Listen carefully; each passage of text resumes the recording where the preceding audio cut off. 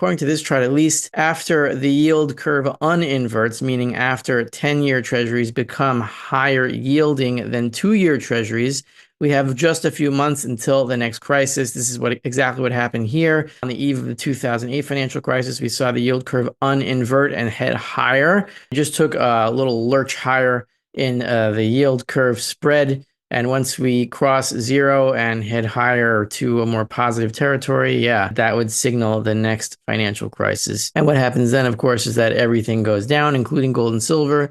Then the Fed prints, and then gold and silver go crazy, and silver the craziest, and other commodities less so, but they also go up. And that is when gold and silver gain the most purchasing power during financial crises, even though in dollar terms, it certainly doesn't feel that way. That is the reality. Silver has the potential to reach much higher due to rising industrial demand and a supply deficit. Commerzbank forecasts silver rising above $30 by the end of 2024. They note that adverse factors such as high interest rates and weaker investment demand will fade in 2024, and that strong industrial demand will boost prices. Rafi Farber notes that yield curve uninversions have historically preceded financial crises in 2008, 2000, and 1990. According to Farber, historically, when 10-year treasuries start yielding more than 2-year treasuries, an economic crisis often follows within a few months. In order to reverse the current negative spread, the Fed would need to be more aggressive in cutting rates than is currently expected. For instance, keeping the UST 10-year yield at around 4.30% technically, the Fed would need to cut rates more than 4 times just to get the spread back to zero. Based on fundamentals, he believes another crisis could follow if the spread moves into positive territory, initially causing all markets to decline. However, he predicts that central bank interventions will eventually lead to significant gains in gold and silver prices, with silver rising the most. Gold's breakout failed and fell back into the previous consolidation zone at $2,300 to $2,400. Silver reversed hard and is threatening support at $29. Precious metals must work through this technical damage before they can resume their new uptrends. In terms of ongoing trends, Farber shows concern that the rising secured overnight financing rate and shrinking bank reserves signal a potential banking crisis. He believes that while gold and silver may fluctuate, they will likely trend higher as these events unfold. The U.S. financial system is solid after last year's regional banking crisis. All 31 banks evaluated in the Fed's annual stress test, which assesses banks' financial resilience under hypothetical fraught conditions, passed this year. However, the Fed warned that banks could see higher losses compared to 2023 if the economy were to experience a downturn. Now, we present the clips of Rafi Farber's insights from his recent interview. Before we continue to delve into this discussion, please subscribe to our channel and activate the bell icon for timely updates. Show you guys is that we look to be near or imminent at a yield curve uninversion. This is the 10-year treasury minus the 2-year treasury. I'm not quite sure how important this is right now because the 10-year minus 3-month treasury is still a little bit farther away from inverting, but we'll see what happens here. According to this chart, at least after the yield curve uninverts, meaning after 10-year treasuries become higher yielding than 2-year treasuries, we have just a few months until the next crisis. This is exactly what happened here. On the eve of the 2008 financial crisis, we saw the yield curve uninvert and head higher, which really just meant that 10-year yields were heading higher than 2-year yields on a relative basis. It happened over here in 2000. It happened over here in 1990. It's probably going to happen again, probably not in the same exact way. You can even argue it happened over here. This is a 2019 very brief inversion over here, and then headed higher, and then we had the whole, crisis that we shall never mention here in bad words, but everybody knows what it was. I think China was involved. So we just took a little lurch higher in the yield curve spread, and once we cross zero and head higher to a more positive territory, yeah, that would signal the next financial crisis. And what happens then, of course, is that everything goes down, including gold and silver. Then the Fed prints, and then gold and silver go crazy, and silver the craziest, and other commodities less so, but they also go up. And that is when gold and silver gain the most purchasing power during financial crises, even though in dollar terms, it certainly doesn't feel that way. That is the reality. I wanted to show you is that we keep moving higher and higher and higher, including this week where we made a new record high in secured overnight financing rate. This is the repo volume, how much dollars are being transacted every night between banks, it goes up and up and up because funding necessities for big banks keep going higher and higher and higher. And remember, these dollars are not being taken from nowhere. They're being taken from bank reserves. And the more bank reserves they take, the less bank reserves are available for other things. And once they run out, this rate is going to spike up just like it did in 2019 over here. And we're going to trigger another banking crisis. It's going to come from here. I don't know if it's going to start here or this is going to be somewhere in the middle of the crisis, but it is coming. And this volume is not going to go down because as the monetary base shrinks and the Fed continues its quantitative tightening, banks will need more and more of these dollars to fund their overnight needs.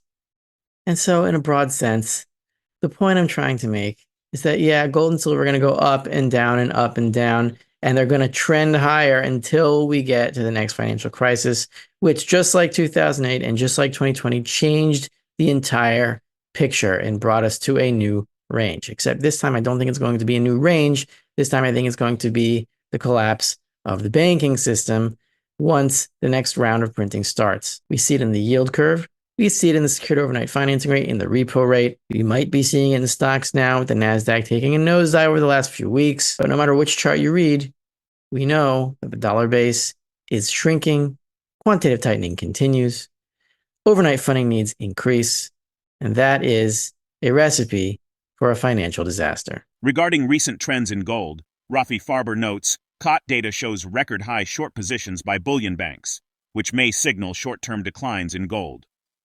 He sees the recent reduction in open interest and short positions as a positive sign and expects stabilization before a potential rise in gold prices.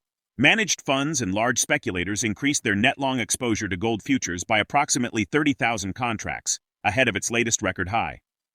Despite the wobble at the highs, gold's strong and established uptrend remains intact, and investors seem more likely to buy dips and take it to record highs than not. Farber highlights that gold's purchasing power relative to commodities remains robust, surpassing 1980 highs.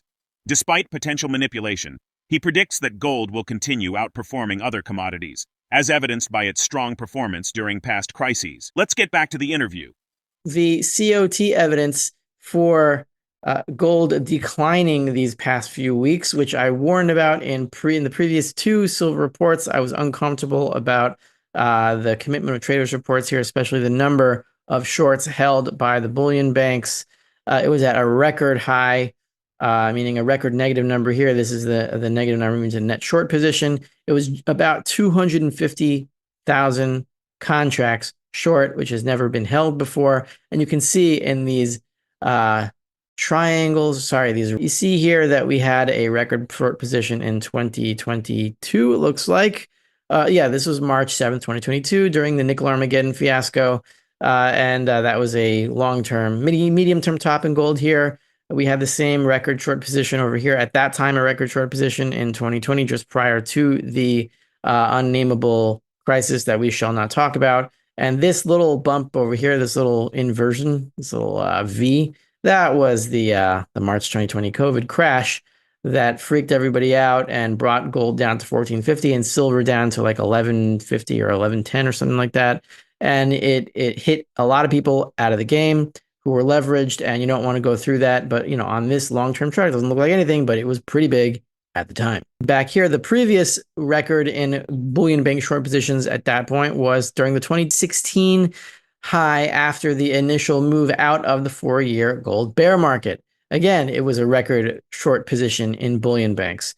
And we had the same over here in 2015, another little local high over here. So judging from history and looking at the record short positions in bullion banks, it wasn't very safe over here. And we've got to lower these numbers before we can go on another trip higher. And they will come down. It's going to take a few more weeks, but they will even out. And the open interest, which is related, we can see here that yesterday, Thursday, July 25th, 28,638 contracts were closed, bringing open interest down, and that means short positions, net short positions by the bullion banks, down about 30,000 contracts. These numbers over here on a week delay or a 2-week delay, something like that. So we'll see where they come up to, and I expect the bullion banks to close their shorts as the managed money closes their longs as they're chased out in this price correction. This is the number down here of August gold contracts, the active contract that's going to be rolled over into December, I think, or that is being rolled over. 45,000 closed out for a net closing of close to 30,000 contracts. So looking good. This has to keep going, and we'll see where it ends up. This is the gold to commodities ratio. I've shown this before. I just wanted to give you an even longer view of what is going on. And we see here that gold keeps climbing relative to other commodities. So its real purchasing power in versus raw commodities is now at 3.325, which is much higher than the 1980 high. And people have asked me, well, what does this matter? It doesn't really affect consumer prices that much, but indeed it does, except it's on a longer lag, because we're talking about raw commodities, which takes a long time for that to filter into the consumer goods sector.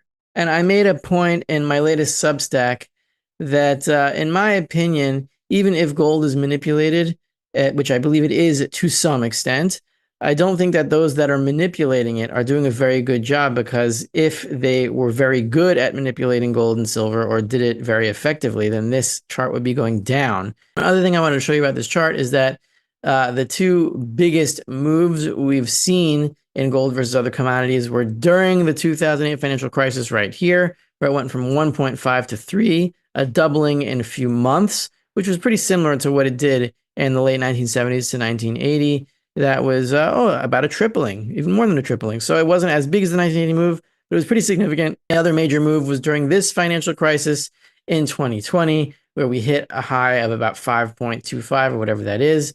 And this bear market, from the peak of the lockdown crisis until about 2022, was a much worse bear market than the 2011 to 2015 bear market, which was around here, which was bad, but nowhere near as bad as this one. But in dollar terms, it was worse. So just keep in mind this chart for a bigger perspective, I'd say, or a more balanced perspective as to what is happening in gold versus the commodity space, which is, I think, much more important than gold in dollar terms. The silver price forecast is revised upward, anticipating silver to average $30 an ounce in 2024. A higher price of silver could drive investment in silver-backed ETFs. How do you anticipate central bank policies will influence the future performance of gold and silver? And what strategies are you considering to navigate potential market volatility? Drop your thoughts in the comment section below.